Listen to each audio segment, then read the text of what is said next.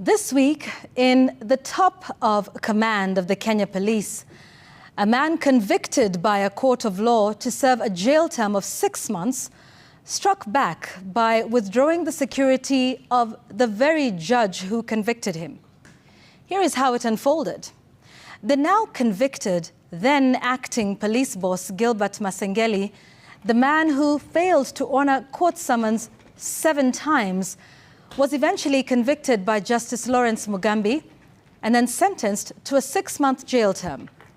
During the week he was to begin serving his jail term, the same man proceeded to withdraw the security of the very judge who convicted him, claiming he was merely recalling his men for some VIP protection refresher training. How coincidental, though, that the ones protecting Justice Mugambi, who had just convicted Masengeli, needed immediate refresher courses. And also, there was no mention of whether there were others who were reorganized, at least not from the convicted police officer's statement. And with that statement, Mr. Masengeli inked his name in infamy in this country. But you know, we've seen this before. The scenario? Withdraw the security of people who say or do something that makes powerful people in government or authority uncomfortable. Let's go back in time. In 2019, MPs allied to then Deputy President William Ruto had their security withdrawn. Kikuyu Town MP Kimani Ichung'wah confirmed this in an interview here on Citizen TV at the time. He and others, including senators and Governor Waititu, all said they had not received official communication regarding the withdrawal.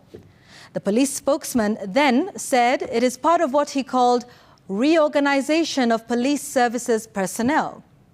And he also said that it was not targeted at specific individuals. In 2018, the government withdrew the security detail attached to West Pokot Governor John Lonyangapuo.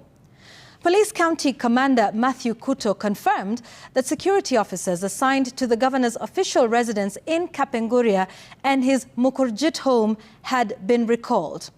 This was after the governor confronted police officers and freed a boda operator who had been arrested by officers. In 2017, security detail attached to then NASA leaders was withdrawn on the eve of their protests against the IEBC. In 2018, Wiper Party leader moved to court after his security was withdrawn on the eve of the controversial swearing-in of Raila Odinga. Lady Justice Rosalind Aburili summoned the CS and the IG to explain why they had not restored his security, despite a court order to do so. Now, one could go even further into the Moi regime, where the security detail of the then Vice President Dr. Josphat Karanja was withdrawn as the ground was being prepared to push him out. Folks, let's get back to present-day events, and they do not portray a good sign for the rule of law. We cannot have the heads of 2 important institutions of the justice system seemingly at loggerheads. It does not bode well.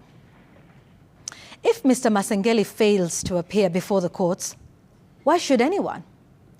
If Mr. Masengeli is too busy to honor a court summons, why should the police enforce a warrant of arrest against anyone else who may be found in contempt of court?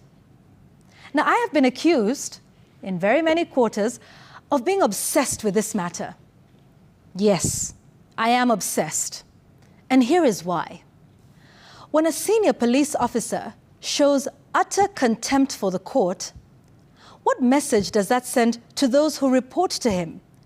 And how will they interact with you and I on the streets every day? When the police do not feel obliged to do their work of protecting all Kenyans, including those who have been abducted, we should be very afraid. Let's not forget the reason he was summoned to the courts: to give information of Kenyans who, as of today, have been missing for 1 month. And for those of you who are cheering convicted Deputy IG Masengeli today, what will happen when it is your kin tomorrow who goes missing? Won't you want someone like the courts to stand up for you and ensure the police do the right thing? No one is above the law. Not even the convicted Mr. Masengeli. That's my take.